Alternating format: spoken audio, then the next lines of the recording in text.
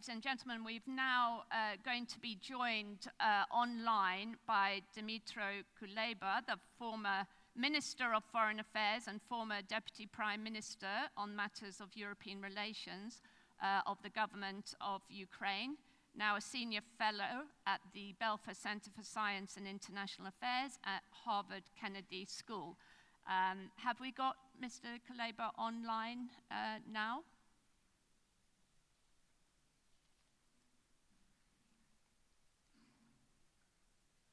Aha.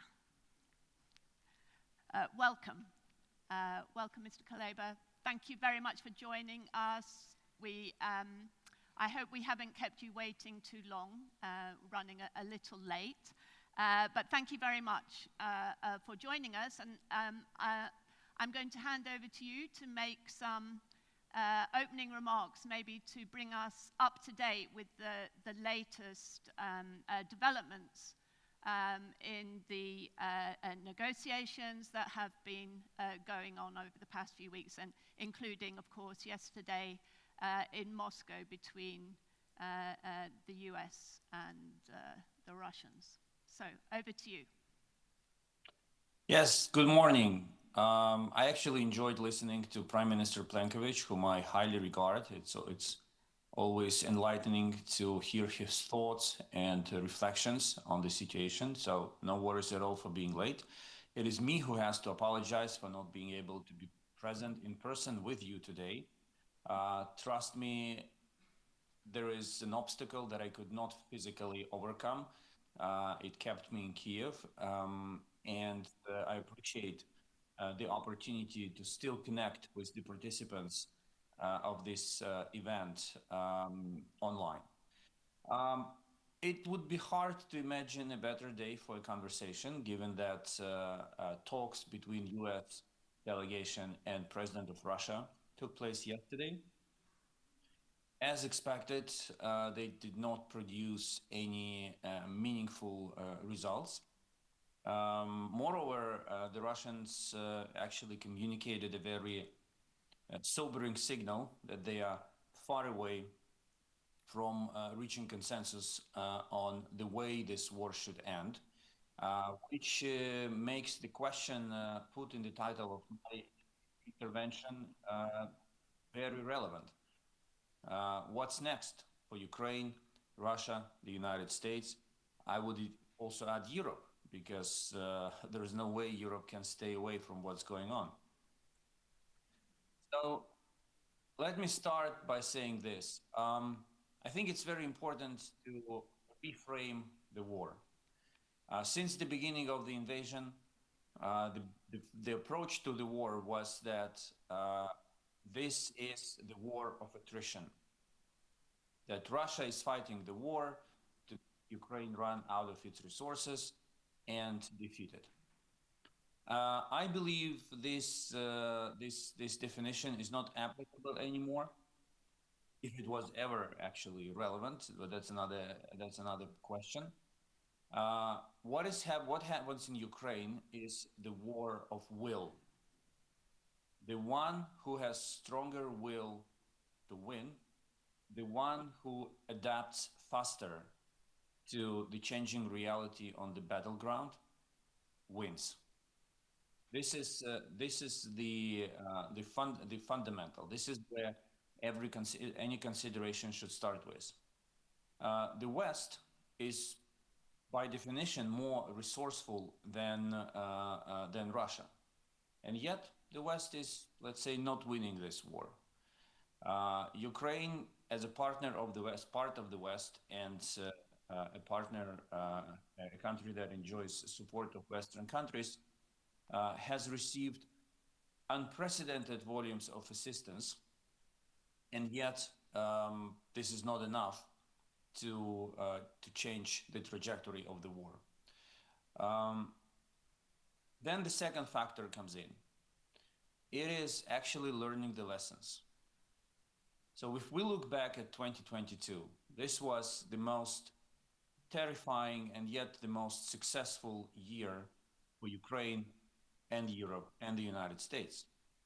It started in an extremely bad way. We were on the brink of extinction, and it ended up with a humiliation of President Putin he had never known before. But what happened next was very different. Putin started to learn his lessons, learn his mistakes. And unfortunately, I have to admit it, that Ukraine, Europe, and the United States were not as fast in learning their lessons as Russia was. And so what do we have today on the battlefield? In the beginning of the war, Ukraine was more advanced in frontline drones, in the use of frontline drones, mainly FPV drones. Today, we do not enjoy that advantage anymore. Russia is doing better, slightly, but still better. This is just one of the examples. Ukraine was granted accession, the status of a candidate country in 2022. The process of accession is blocked. Our friends have been supporting Ukraine with macro-financial assistance. Now that the United States are not going to participate in this effort anymore, Europe has to find additional resources, but it cannot do the most obvious thing. It fails to do the most obvious thing, take frozen Russian assets. And when you look on the Russian side, they have their issues, definitely. They're not getting stronger, but they're getting more efficient in wartime, in wartime governance. They have friends who spare no effort and no moments of hesitation to help Russia sustain the war effort. North Korean soldiers were the first Asians since the invasion of Mongols in the 13th century who set their foot on European soil. Incredible, isn't it? And they came here to fight for Russia. China has been a reliable and sustainable partner in helping Russia upgrade its defense industry. Which brings me, and by the way, I'm speaking from Kiev, and every new week brings another advancement related to China in the weapons that Putin uses to attack Ukraine and Ukrainian cities, including Kiev. So this brings me to the question, what do we do now? And basically, we have two roads ahead of us. The first road is to continue like this. Then the trajectory of the war will remain the same. Ukraine will be losing more territories, more people, and by December 2026, we will be in a worse position on the battleground, still capable of defending the country, but in a worse position, and there will be more or less the same deal on the paper, on the table. Or Ukraine and Europe have to change. They have to learn the lessons, the mistakes they made over the last 2 years. They have to correct them, and they have to try to change the trajectory of the war. And that requires only one thing: will. Ukraine has the will to win this war, but it doesn't have resources. Europe declares it has the will to win this war, but it is not deploying all the resources it has. The United States do not have the will to win this war. They just want to end it. So this is where we are. This is the reality that will define the future. And we have to decide only on one thing. And if we are not willing, if we are not capable to change ourselves, and by we I mean mostly Ukraine and Europe, then we have to understand that there is no end, no light in the end of, we have to accept as a fact that there is no light in the end of the tunnel of this war. Which then brings me to the next question. Yeah, first I would like to say that I believe in change. I believe that nations and institutions can change. I believe that they can pull themselves together, then that they can make dramatic, unconventional moves while fighting for their survival, security, and prosperity. Ukraine is willing to make this change. The recent changes in the governance and the overall kind of atmosphere in political elites indicates that we are in the middle of the moment of change. And it is very important to support President Zelensky today, particularly, to undergo this transformation, which will be fundamental and the one that people of Ukraine crave. But then comes Europe. And with Europe, things are a little bit more complicated, as always, because you need to build unity. And when it comes to the war effort, Europe has to address three fundamental issues. The first one, it is lagging behind in the implementation of its own program of rearmament. It has to speed up. It has to be faster.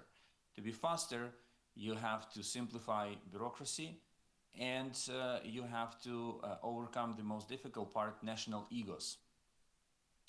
The two other issues I already mentioned. It's taking the Russian frozen assets and unlocking Ukraine's accession process to the European Union. These are the three big things that Europe has to fix to help change the trajectory of the conflict. But if it doesn't, and we all should be aware of that, and Russia succeeds in imposing a bad deal on Ukraine, let's imagine hypothetically that it happens, what Europe is going to face, or who Europe is going to face? It's going to face an emboldened, militarily advanced, capable, and willing Russia, willing to continue with its imperial conquest or reconquest, whatever you prefer more. So whatever the price of supporting Ukraine is, the price of confronting Russia directly will be way higher.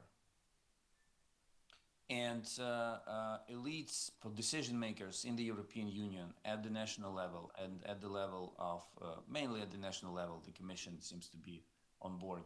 They have to understand one thing. The prospect of Russian attack against NATO ally in Europe is real. And the worst mistake you can make today is to believe that this is not going to happen. It is very natural for human beings to believe that the worst will never happen to them. It can happen to a neighbor, to a bypasser on the street, but not to them. Nations make the same mistakes. And I'm afraid EU nations have no luxury of making that mistake. Sorry to interrupt. Just because we're a bit pressed for time, I wonder if I can ask just a couple of questions, but just allow you to finish, your closing remark. No, I thought I had to speak for 15 minutes. That's why I was going on. Oh, I see. But no, I interrupted, so please finish the point that you were making. No, I'm done. I think I've said enough. There will be a war in Europe if things do not change. Full stop. Thank you. Yeah. Thanks. I think thanks very much. I think you set out your case very clearly indeed. So just two very quick questions, if I may, before you leave us. I mean, based on your remarks, the implication is that you see the war carrying on for some time more until,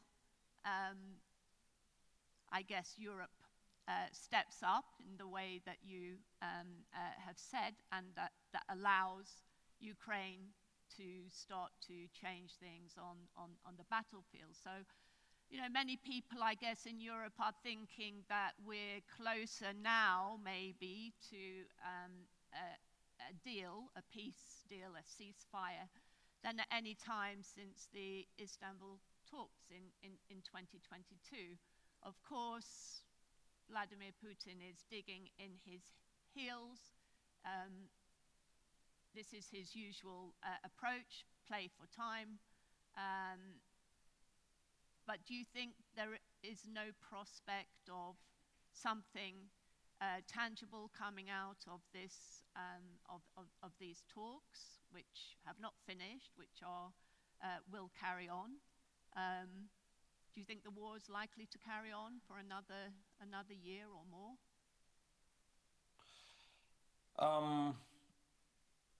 Human beings and nations are poised to be optimistic and to think that to imagine that things are better than they are. This is where the perception that we are getting closer to a deal comes from. But it's not grounded in facts.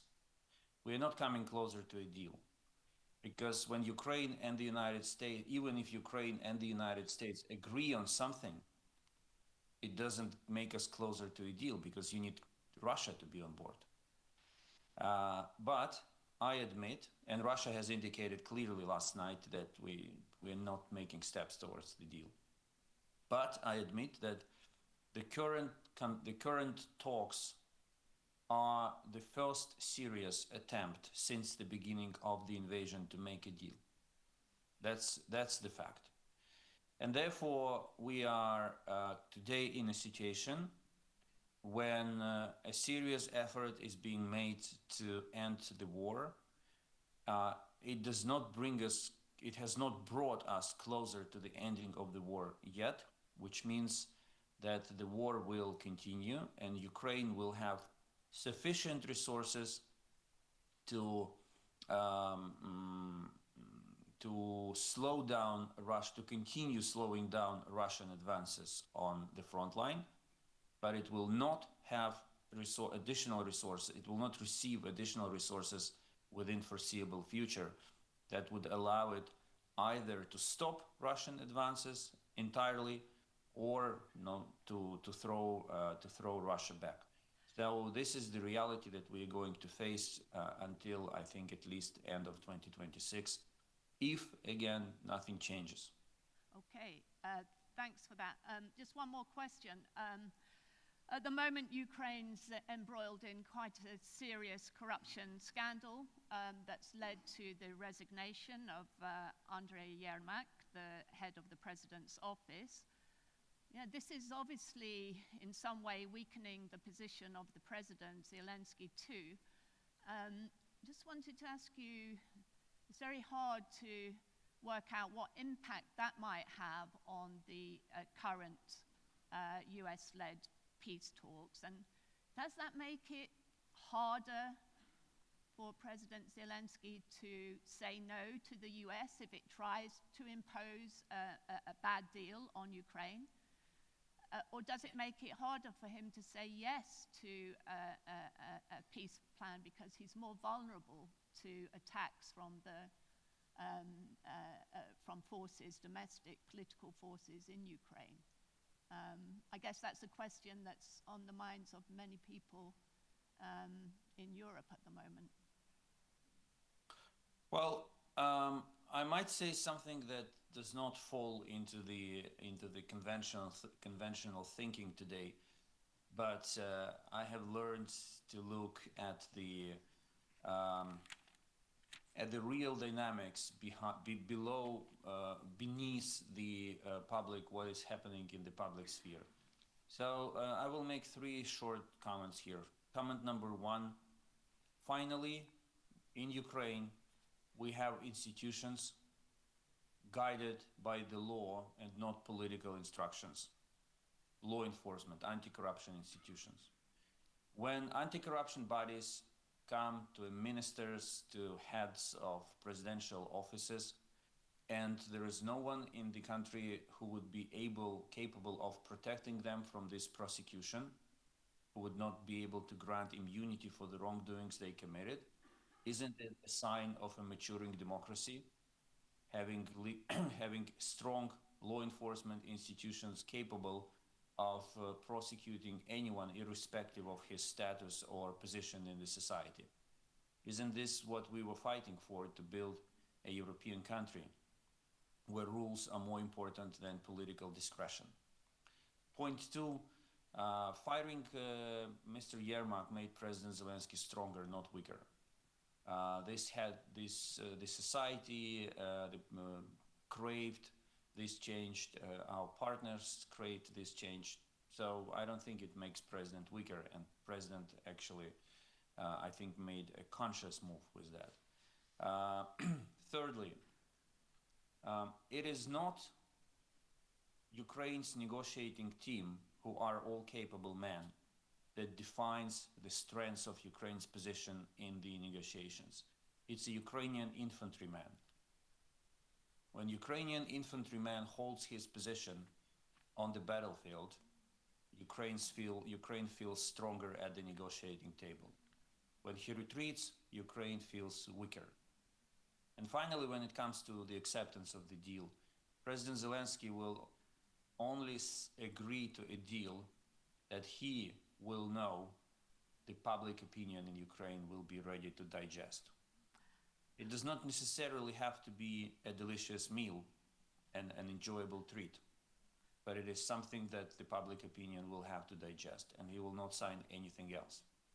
Well, thank you very much indeed, Mr. Kuleba. We really appreciate that you joined us this morning, and great to hear from you in Kyiv this morning. So thank you, and yeah.